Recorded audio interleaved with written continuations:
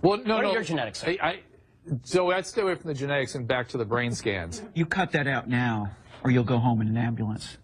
Yeah, that seems mildly inappropriate for a political discussion. Who died and made Jimmy Kimmel God? Who's Jimmy Kimmel to decide whether your thoughts and your prayers are insufficient? So your thoughts and your prayers are only sufficient if you do what Jimmy Kimmel wants you to do? That's the way this works now? Who died and made him Jesus? Like, how did this work exactly? That Jimmy Kimmel gets to be the great moral arbiter of our time, a late-night talk show host who used to host The Man Show with women bouncing on trampolines. He's now the great arbiter of what constitutes morality in politics. And if you disagree with him, your thoughts and prayers are insufficient. Absolute nonsense, Peter. You didn't write that column position in on Israel was made clear in the 2013 column, and to call me equivalent with people who are murdering Jews is insanity. It's beyond insulting. And if there's anybody who's emboldening Hamas to kill more children, it is you, because it is your policies which have emboldened Hamas. They know that people like you are going to get on American television and talk about how the Palestinians are meek victims, and whenever they fire rockets, it can be justified by Israeli policy. Hamas celebrates every moment you're on television. We're just following protocol, sir. Well, why is your protocol to keep me specifically out? What country protocol? Soviet Union or United States? You want to step over here to decide? Well, I'm happy to do it right here if you'd like. I mean, this needs to be private. The bottom line is it's private property, okay? Proper procedures weren't followed, and you're not going to be allowed to. So am I to understand that if I take 3 steps forward, you will attempt to have me arrested? If you create a problem and you will not, leave the campus, yes. Okay, so just to be clear, if I attempt to enter that hall right there and sit down just to listen to somebody speak, or if I attempt to ask a question or to engage in free speech, you will have me arrested. At this point, yes, sir. Okay. I'm glad that we've clarified that situation. I'm also glad that in a city, I mean, clearly you have great security. I'm glad in a city that has some 4,000 shootings to this date, you have 30 members of security just for a 5'9", 165 Jewish guy. I think this is maybe a mild allocation of resources. Honestly, Pierce, you've kind of been a bully on this issue, because what you do, and I've seen it repeatedly on your show, I watch your show, and I've seen it repeatedly, what you tend to do is you tend to demonize people who differ from you politically by standing on the graves of the children of Sandy Hook, saying they don't seem to care enough about the dead kids. If they cared more about the dead kids, they would agree with you on policy. I think we can have a rational political conversation about balancing rights and risks and rewards of all of these different policies, but I don't think that what we need to do is demonize people on the other side as being unfeeling about what happened in Sandy Hook. How dare you accuse me of standing on the graves of the children that died there? How dare you? I've seen you do it repeatedly, Pierce. Like I say, how dare you? I mean, you can keep saying that, but you've done it repeatedly. What you do, and I've seen you do it on the program, is you keep saying to folks that if they disagree with you politically, then somehow this is a violation of what happened in Sandy Hook. And you have yet, I'd really like to hear your policy prescriptions for what we should do about guns. Because you say that you respect the Second Amendment, and, I brought this here for you so that you can read it. It's the Constitution. Here's the truth. The left is more dangerous than ISIS. The reason the left is more dangerous than ISIS is because ISIS can't succeed without their appeasement and help. Right? ISIS, President Obama was wrong when he labeled them the JV team because he promptly made them the non-JV team. Right? The fact is that the left is behind the rise of ISIS. Right? It doesn't matter. They can't destroy us without the left helping them along. They can't. They can't without the left pretending radical Islam doesn't exist or releasing transcripts of jihadist phone calls with the religion and Allah omitted. Right? They can't destroy us without Obama removing troops from Iraq and slashing the military, or Hillary Clinton declaring war in Libya and then leaving Americans to die in Benghazi because she's a vicious pile of nastiness piled 5'7" high. Right? The fact is that the left, if you're not fighting the left, you're doing it wrong. So if we say that ISIS is our worst enemy, that's not true. Leftism is our worst enemy because they're the ones who are going to allow ISIS to win.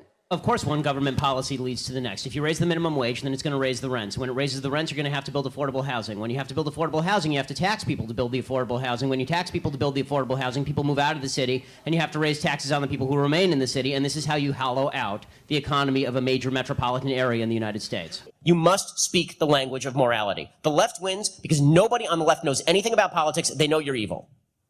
That's it. They know you're a racist, sexist, bigot, homophobe who hates the poor. Right? That's what they know about you. And it's not they think that about you. They know that about you.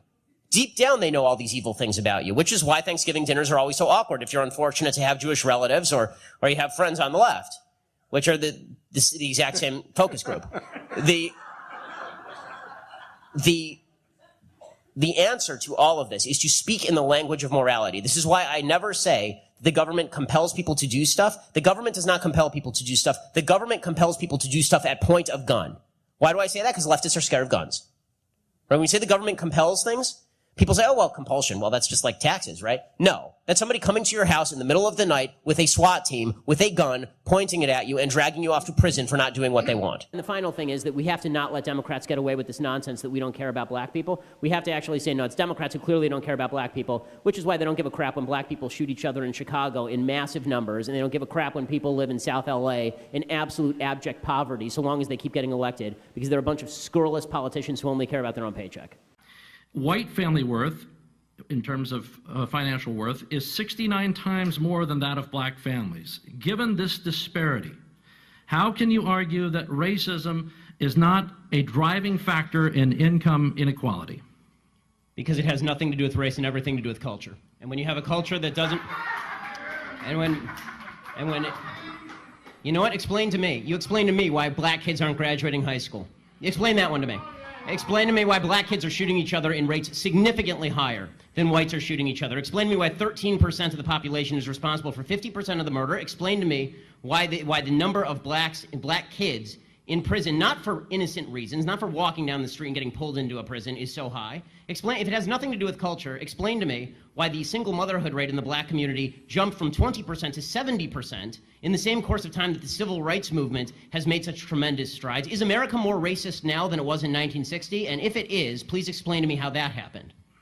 And I think the reason that it's about left and right here is because fundamentally the right believes that the basis for the Second Amendment, and they believe in the Second Amendment, the basis for the Second Amendment is not really about self-defense and it's not about hunting. It is about resistance to government tyranny. That's what the founders said, and that's what the right believes in this country. Which tyranny are you fearing yourself? I fear the possibility of a tyranny rising in this country in the next 50 to 100 years. Let me tell you something, Kears.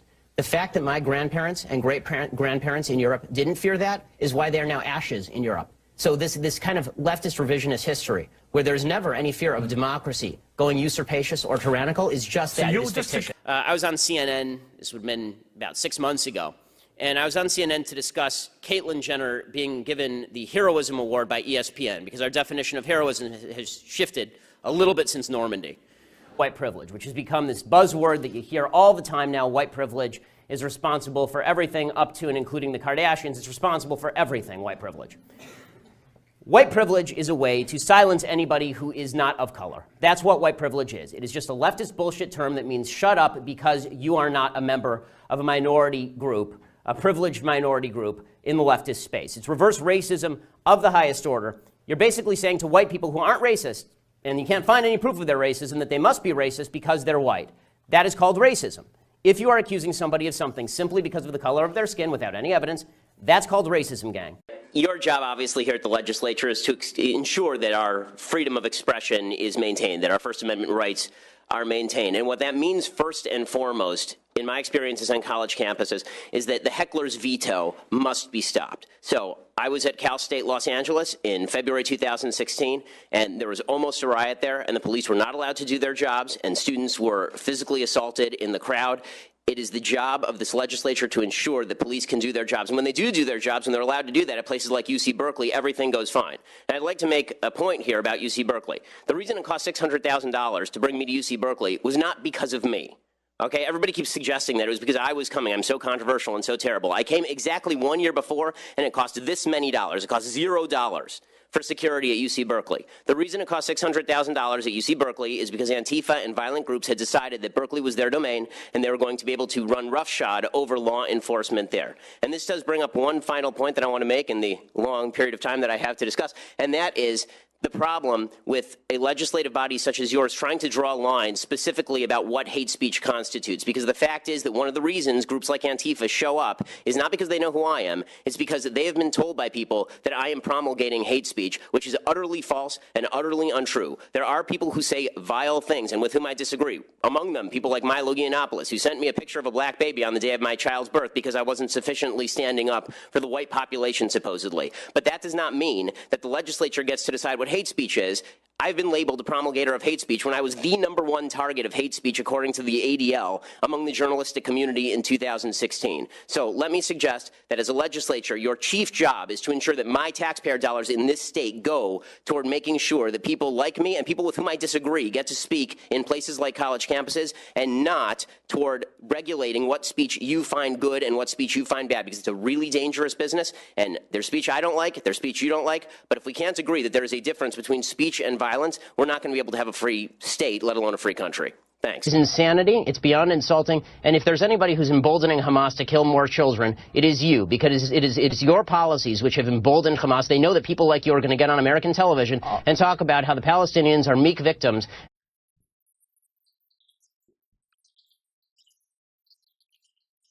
Well, no, What no. are your genetics? So I'd stay away from the genetics and back to the brain scans. You cut that out now, or you'll go home in an ambulance. That's the way this works now?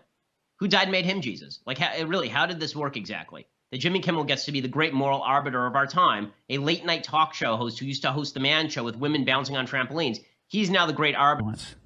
Yeah, that seems mildly inappropriate for a political discussion. Who died and made Jimmy Kimmel God? Who's Jimmy Kimmel to decide whether your thoughts and your prayers are insufficient? So your thoughts and your prayers are only sufficient if you do what Jimmy Kimmel wants you to do, of what constitutes morality in politics. And if you disagree with him, your thoughts and prayers are insufficient.